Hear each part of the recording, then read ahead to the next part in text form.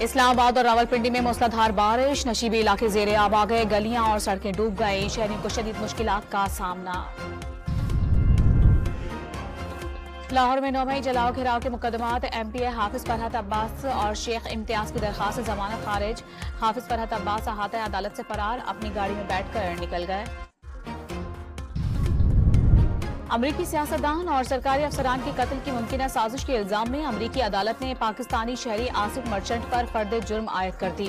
Asif merchant نے کرائے کے قاتلوں کے لیے جس شخص سے رابطہ کیا وہ ایف بی آئی کا مخبر تھا۔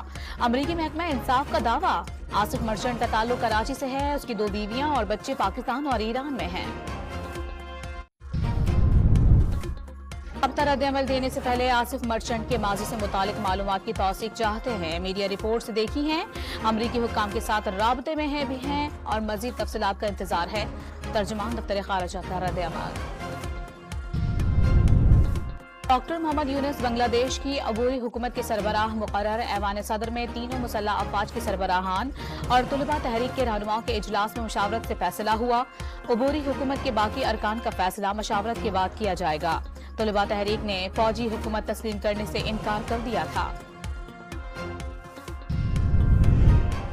شیخ حسینہ واجد کی برطانیہ نے سیاسی پناہ اور امریکہ نے ویزے کی درخواستیں مسترد کر دیں۔ والدہ نے کہیں بھی سیاسی پناہ کی درخواست نہیں دی۔ بیٹے کا دعویٰ، سیاسی پناہ ملنے تک سابق وزیر اعظم کو بھارت میں رہنے کی اجازت۔ بھارت نے بنگلہ دیش کے لیے ریلوے سروس اور پروازیں معطل کر دیں۔ سندھ ہائی کورٹ کی نیو بار روم کی کینٹین میں دھماکہ، بار روم اور کینٹین کی کھڑکیوں کے شیشے ٹوٹ گئے، گیس لیکیج کے باعث دھماکہ ہوا، بم ڈسپوزل کا عملہ طلب۔ فیصل آباد میں بجری سے لدا ڈمپر کار پر الٹ گیا، 3 افراد جاں بحق، ڈمپر کا ڈرائیور ساتھی سمیت موقع سے فرار۔